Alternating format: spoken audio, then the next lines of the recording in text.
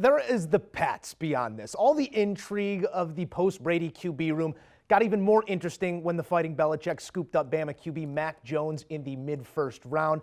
It's a roster that through COVID returns, free agency, now the draft, it's going to look a whole lot different than it did a year ago. Brady, Belichick taps into that Bama pipeline a couple times and then sticks Power 5 essentially throughout. Passing grade from where you're sitting?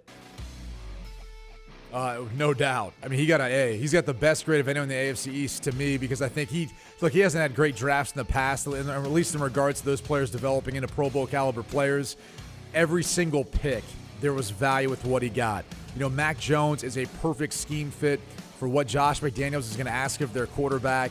I wouldn't be shocked if he's not the guy right away or very early on in this season. They added enough help to him on the outside to give him some help, I think, and operate within the system.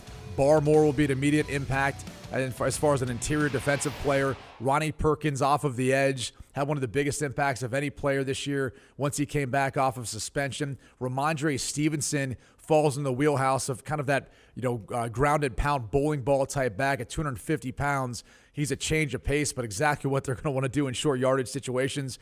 Cameron McGrone, I could see growing into that interior linebacker that ends up being a starter for 10 years there. He's probably going to first start out contributing on special teams. Bledsoe at the safety spot, same thing, special teams, but I think has enough skill set to eventually get on the field. And then William Sherman, somewhat of a versatile player, I should say an athletic offensive tackle that may end up moving inside once he plays.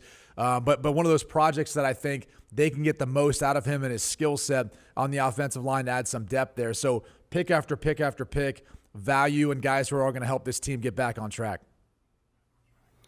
Yeah, I agree with Brady. They haven't done a great job of drafting in the last, 4 or 5 years. It's been a little bit of a disappointment.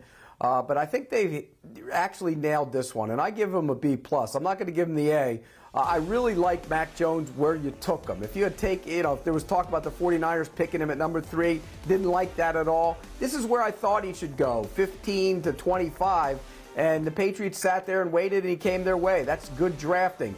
Trading up to go get Christian Barmore was a great move. And again, Barmore was the best defensive down lineman in this draft, and he didn't go in the first round because there's questions about coachability. Well, that's not going to be an issue in New England. I think they'll get the best out of him. I love Ronnie Perkins. He was on my better than team. He's a tough, physical kid. Doesn't have the explosive jets that you would like off the edge, but boy, he plays hard and tough, and we know New England loves that. I think this is a heck of a draft for Bill Belichick. I give him a B+.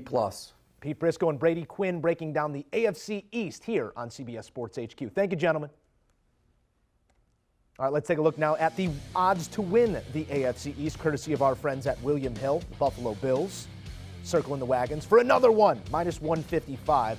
You don't find much minus money on these lists, but they are heavy favorites to win the East. Then you got Miami at plus 340. Sitting in third are the Pats, who, would it surprise you if it was a quick turnaround? Because you got some plus money right there at plus 350. Then you got the Jets going off at 20 to 1. Do you want a sports network that delivers everything that matters about the game? The highlights, the picks, the instant analysis, no yelling, no fake debates, no politics. Hit the subscribe button and never miss a moment.